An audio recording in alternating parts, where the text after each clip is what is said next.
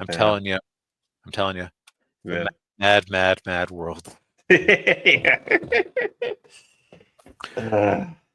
So I had never seen this one before, um, but I knew it by reputation. And of course, this is one of those, as you watch it, it's like, oh, well, that Simpsons episode just got unlocked.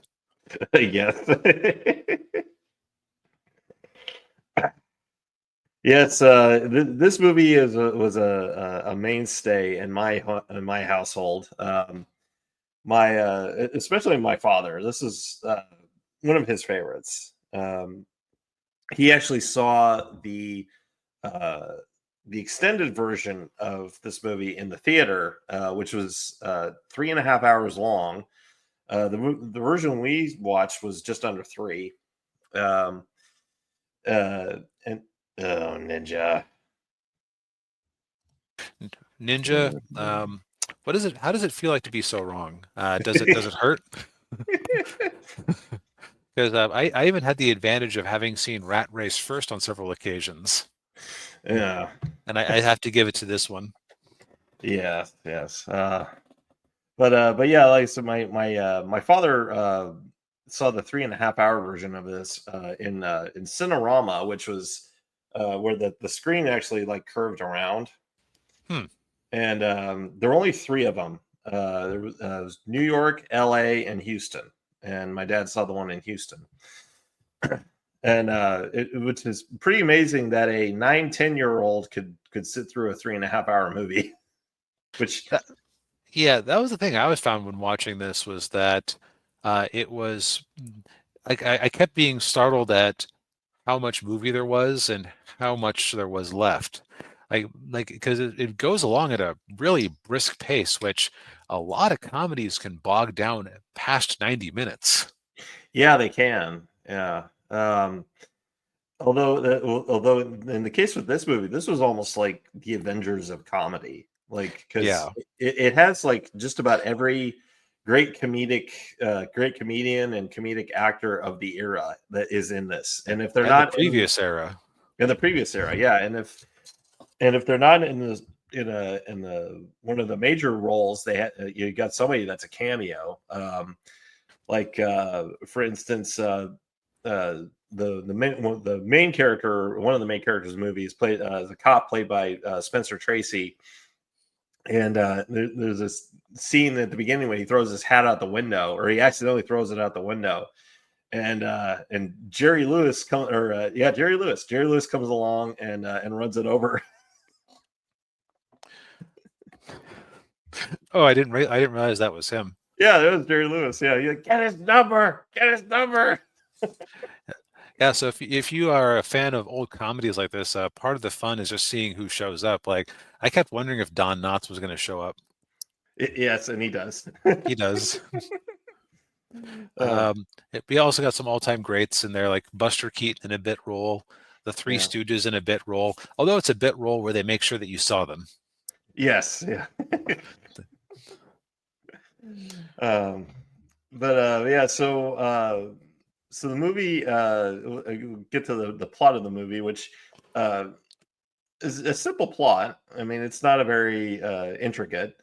You've got these a group of motorists. They're driving along the highway, and on this curved road, and then this one car who's just driving really mad, and then driving erratically, and then he hits a curve, and in the words of Milton Berle's character, he's just sailing right out there. And the car was driven by Jimmy Durante, who we saw in what was that movie? The No, man who came to the man who came to dinner. oh, that's right. He was. I forgot he was in that. And I was kind of thinking that one guy in Navajo Joe kind of looked like him, and I was very hopeful until I realized no, that would have been stupid. Yeah, but but then so the motorists, so five of the guys get out, and it's Milton Berle, Sid Caesar, Buddy Hackett, Mickey Rooney, and Jonathan Winters, and they're there to hear Jimmy Durante's last words, and he's Doe, 300,000 under the big W. Yeah, it's Santa Rosita. And and from there the movie kicks off. It just goes from there where where this group of people, they're trying to figure out, like, okay, at first, they're driving along because they each one of them thinks, okay, well, I got to get there before the other ones do. But then they stop and they're like, okay, well, maybe we just split the money. And they get into a big, long argument about, like, well, there's only one person in your car, so like each car gets a fifth. And then Ethel Merman, who is one of the mother-in-law of Milton Berle, like very overbearing mother-in-law, is like, no, it should be per person, not per car. Yeah. Yeah, and as a lot of people have pointed out, like, it's kind of done that they do that, like, intentionally, that they can never really split the money up really evenly very well. And so then they end up, they just say, all right, well, it's everyone for themselves. And so they all go off and do their various, try their various ways of getting to Santa Rosita, and in very comical and screwball ways. Yeah. Meanwhile, the police, who have been trying to find this money that was stolen from a tuna plant, which $300,000 on site at a tuna factory? What? Man.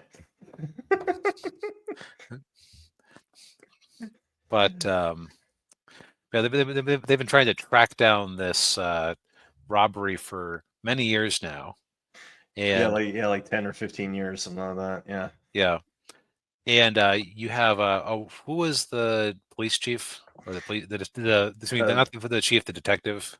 Spencer Tracy. Yeah, Spencer Tracy's character is this long-suffering, honest cop who has been on this case for years and is just dealing with all sorts of nonsense stress at home. And his pension hasn't been raised since 1934. And Yeah, he talking to his wife on the phone. She's like, what? Talking about their daughter. Like, well, when you're 6'5", you're gonna have special problems. uh, uh, I think I'm finally in on that tuna case. The what? The tuna case. Never heard of it. The one I've been mentioning to you every day for the last 15 years. So you just know that he gets no respect. But and it's, again, like, it's amazing how fast 3 hours can fly by when you have great comedians running into a bunch of very distinctive problems. Yeah. I think my favorite was Sid Caesar and his wife, who, by the way, Sid Caesar really reminds me of, who was it that played the critic? Oh, John Lovitz. He really kept reminding me of John Lovitz. Like, if they did a one-for-one remake, John Lovitz is who I would have had be that character. The Yeah. similar sort of self-important and snide, but actually not all that clever. Yeah. Because like this one's actually kind of hard to review, like a lot of comedies are, because we don't want to spoil the best bits, because the essence of comedy is surprise. Yes, it is. Yeah. Yeah, and my two favorite bits were probably, like, Jonathan Winters at the service station with the two guys. Jonathan Winter's character kind of surprised me, because he seemed like such a nice, steady young man at first, and Yeah. then but you realize very quickly that he has a huge rage problem. Yeah. He's pushed too far. Yeah, he flies off the handle pretty quick. Yeah. And then the other one was with Mickey Rooney and Buddy Hackett when Yeah. they're on the plane. Yeah, the plane that was being flown by the rich guy from Gilligan's Island. Yeah, he's like, well, make me an old fashioned. Are you sure you should drink and fly?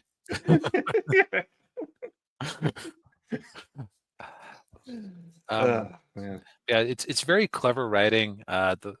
The disparate plots come and go together very well. One thing I will say is that in Rat Race is basically either a late 90s or early 2000s attempt to redo it with a different stable of comedians. They just didn't have the same number of comedians. It, Yeah. or it just didn't have the same breadth and craziness. But it was very close. And actually, now that I think about it, John Lovitz was in that one. Oh, he was. Yeah. No wonder it seemed natural to me that to see him in a Mad, Mad, Mad World type movie. Yeah. I will say that in that one, they did have the advantage of modern technology, making it more plausible that they could basically track the movements of everyone. Like Yeah. like as the police were tracking them and drawing their progress on the map, you did kind of have to yada yada a little bit. Yeah. Yeah. Well, but if you think about it, though, uh, I don't think this movie would work if it was set in modern day because of cell phones and the internet. Yeah, cell phones would ruin a lot of plots because if you got Yeah. stuck, oh, I'll just hire an Uber. Yeah. Exactly. Yeah. And then you'd have to like write something else like, oh, they're out in the middle of the desert and they don't have a cell phone signal, or they one of them loses their phone, or. Right. I think in Rat Race they did intentionally remove resources from them. Okay, yeah. As memory serves, or there was some sort of extra part of the challenge, and they did know it was a challenge of some sort. Right. Yeah. That one was. Yeah. It was an actual competition. It was a contest. And then whereas this movie, it was a happenstance thing that they come across a criminal telling them about a whole bunch of money buried under a big W. Right, it just spins out of control from there. So it's a bit more Yeah. dynamic that way. Yeah. Oh, yeah. Yeah. And then other characters get dragged into it, like the Terry Thomas, who's the British guy who picks up Milton Berle and his wife, and then Ethel Merman. Yeah, and the man delivers what might be the first red pill anti-woman rant I've heard, at least of that sort. This is quite the matriarchy you've made here in America, Yeah, and you're also obsessed with bosoms. yeah. If women stopped wearing brassieres, your economy would collapse.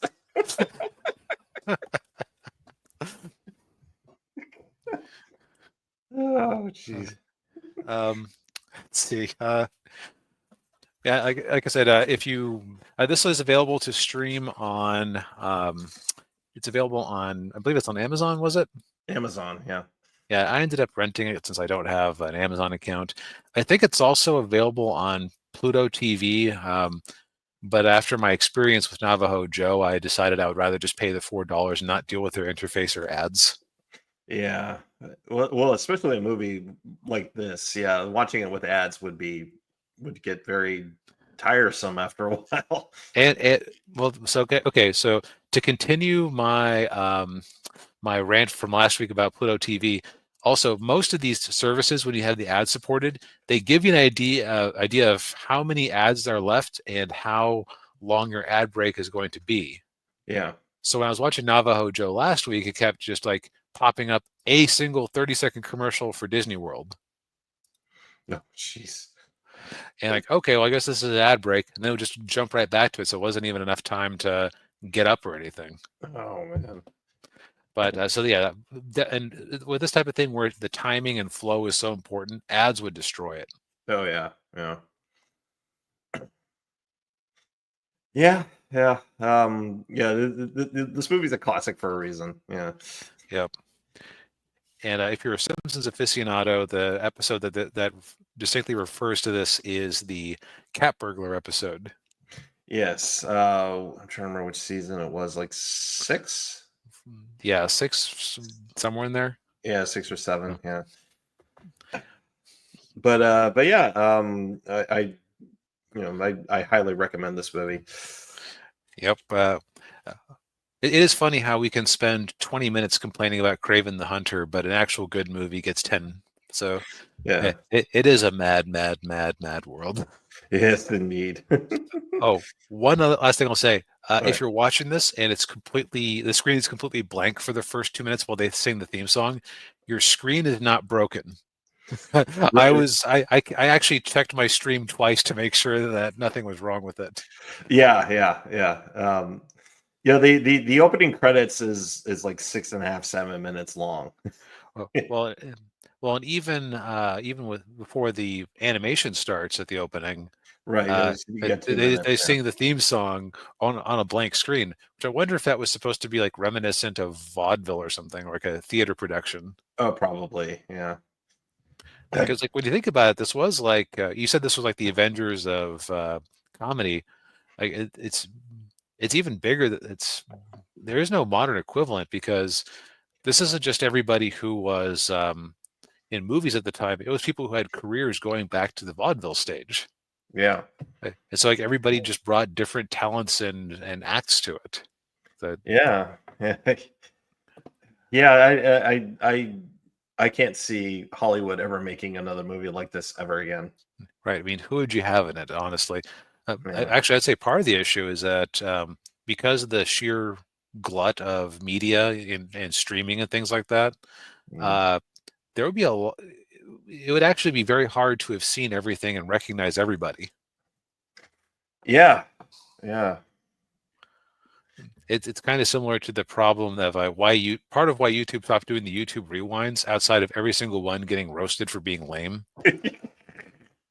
Is that YouTube just grew too big for there to be anything meaningful to say, which is part of why it got roasted. Because of course, your little corner of YouTube you're in, you don't know who half of these people are. Yeah. That's very true. Yeah. But yeah, so yeah, it's worth a watch. Yeah. Don't do it with ads because it will ruin the experience most likely, or at least ruin the timing. And Yeah. Yeah. at least we ended on a bang. Indeed. Yes.